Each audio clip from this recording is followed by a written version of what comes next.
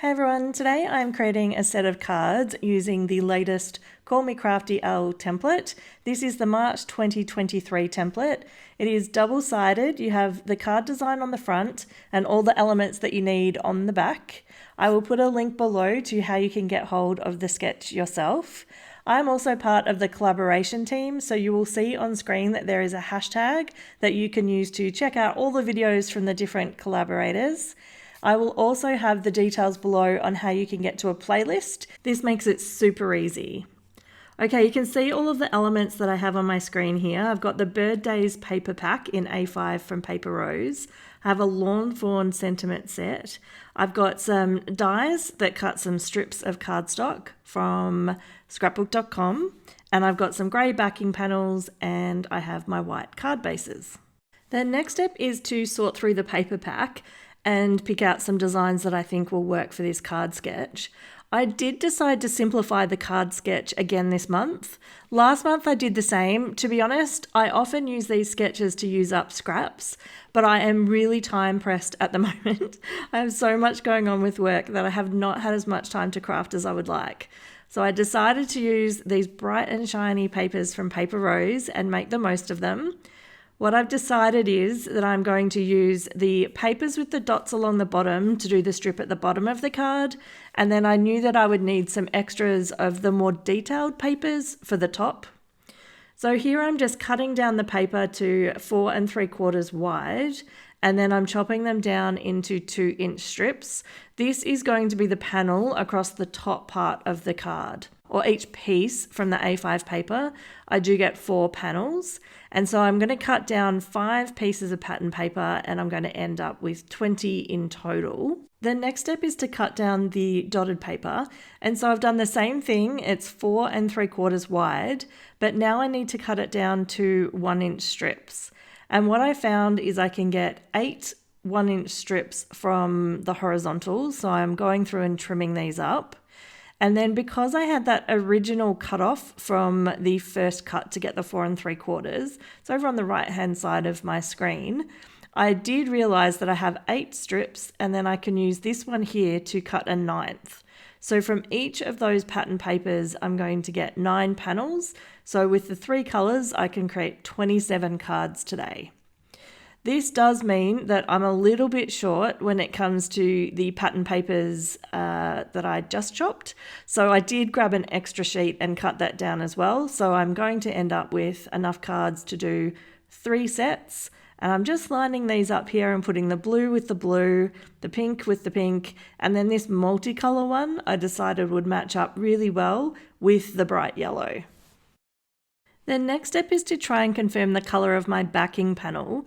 I was originally going to use grey for everything, and then I thought I'm really not sure that that grey is going to match with all of the color combinations. So I'm trying out some craft cardstock there on the right hand side. And I will admit that when I was fiddling with this, I thought with that bright yellow, it does seem to match a little better with the craft cardstock than it does with the grey. So I looked at a bunch of different combinations and I tried to fiddle around. And in the end, I decided the pink and the blue with the grey and then the yellow with the craft cardstock. What you will notice later though is I did change my mind and in the end, I did everything in grey. Up next is stamping out the sentiments. I absolutely love this Lawn Fawn stamp set.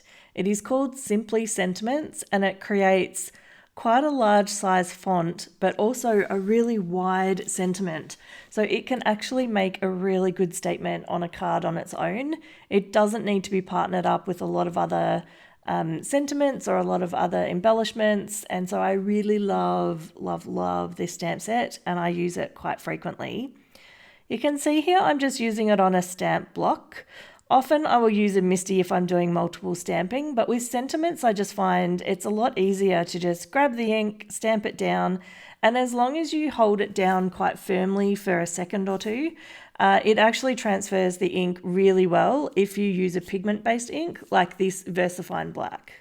Alright, I'm showing you here that I am doing several of the sentiments from the stamp set. So I started with the just saying hello. I'm now doing the you are so awesome, and I will do a couple more of these. The reason I'm showing multiples is because you might notice that I'm using these long strips from the scrapbook.com die set. And when I'm stamping them, I'm leaving a gap on the left-hand side. This is because I want the sentiment to be centered when I use it on my cards. And if I'm leaving a gap, I can then trim it down and have a bit of flexibility with where it fits on the card itself at the point where I'm actually compiling these and putting them all together. So I think this is the fourth one. So I did the happy birthday and I'm now doing the thank you so much. And these are sentiments that I will use to donate cards to different charities, to nursing homes. They're really universal, and you'll find that I'll pick these types of sentiments most frequently. I basically never use anything that is kind of a pun, and I basically never use anything that is like almost a specialist card, like a Valentine's Day or a Mother's Day or a Father's Day or an Easter. I really stick to the basics because those are the cards that I have the biggest need for. You can see here that I'm trimming some of these down. I basically got a bit of a feel for how much of a gap I needed to leave on the end, and I trimmed one end first and then I balanced it out at the 4 3/4 using the bottom of my trimmer. So here, this is where I've got a good feel for it, and now I'm lining it up at the 4 3/4, trimming it down, and then I know it's going to be a perfect fit on the front of my card. Now, I did only use You're So Awesome and the Thank You So Much, so I have plenty of those sentiments left for other projects. If you're enjoying the video, it would be great if you could hit the like button. Thank you. All right, here I'm just showing a bit more bulk card making. I have my ATG, I'm running it along these sentiments. I'm going to attach them to the front of the card, and then it's simply a matter of adding the card panel to the card base, and then these are completed. Do you think these cards look too simple? Do you think I should have added some embellishments or something extra to them? I'm really not sure. I do like the simplicity of them, and I did take a look to see if there was extra cutter parts that I could do from the paper pack, and there definitely was.